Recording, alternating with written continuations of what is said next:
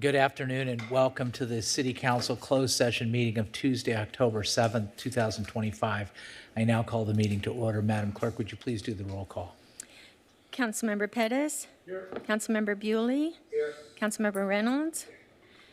Councilmember Marr. Here. And if you would please make a statement. I'll be attending remotely tonight pursuant to AB 2449, just cause. I'm ill and may be contagious, so decided not to be there in person. And there's no one 18 years or older with me. Thank you. Thank you. Mayor Pro Tem Chavez. Here. Mayor Stevens. Here. And the record will reflect that Councilmember Camaros is absent. Yes.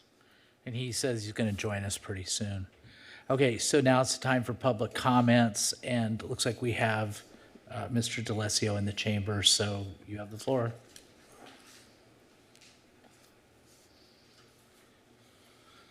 Thank you, Council. Well, I sent an email quickly this morning. I only had a half hour before the deadline, so please excuse the spelling and grammatical errors, but hope the point got across.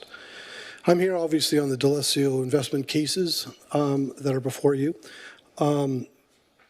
We've been in court now for 5 years.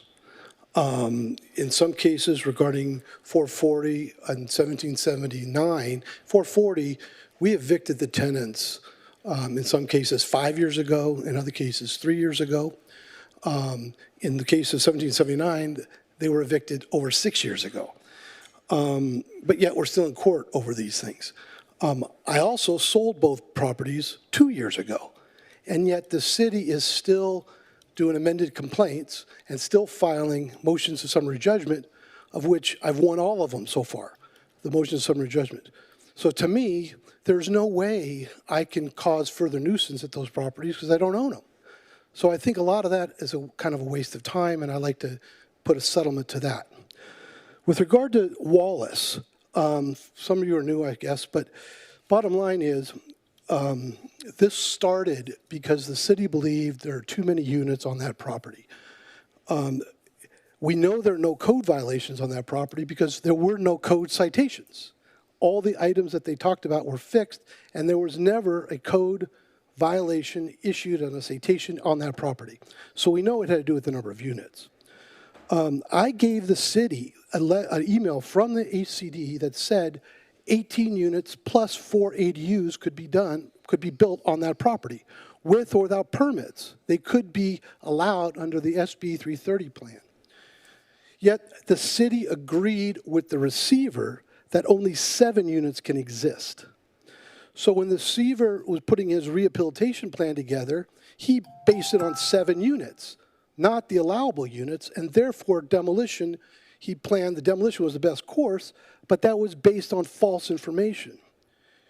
I sent you a link to the appellate court hearing where the city finally agreed with me and the HCD that 18 units plus could be put on that property. So therefore, this whole notion of demolition is mute because it's got to be based on 18 units, not 7. So this is kind of a big deal. And so we also had to file a federal civil rights claim because this amounts to a taking in some regards. And I think that if you listen to that hearing, the 15 minutes where the city says they don't have a problem with the number of units, it's now a code violation issue, and now you realize there are no code violations, this is a problem. And it's really a waste of our time. And so I made a settlement offer.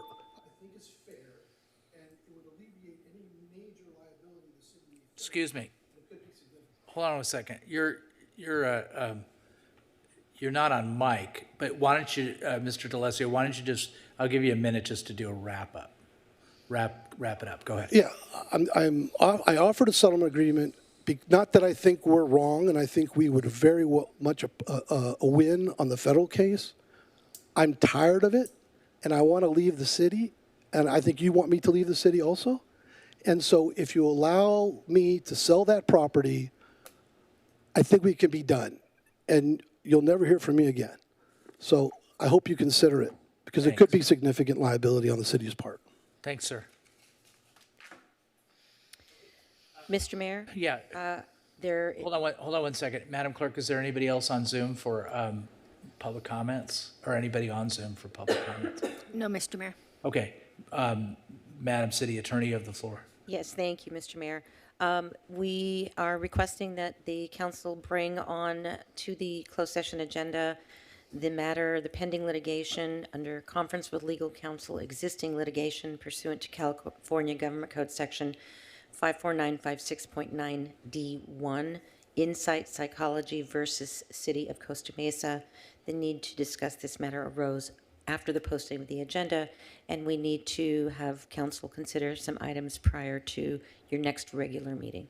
All right, let's take a quick vote on that. So moved by me. Any second? Second. Second by Mayor Pro Tem Chavez. Anybody opposed to that?